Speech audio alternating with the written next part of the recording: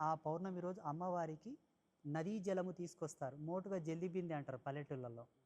పుణ్యనది జలాలను మంత్రయుక్తంగా స్వీకరించి తీసుకొచ్చి ఊరు పొలిమేరన పెడతారు. ఊరు పొలిమేర నుంచి బాజా భజంత్రీలతో ఆ పుణ్యజలములను తీసుకొని వస్తారు ఊరేగింపుగా.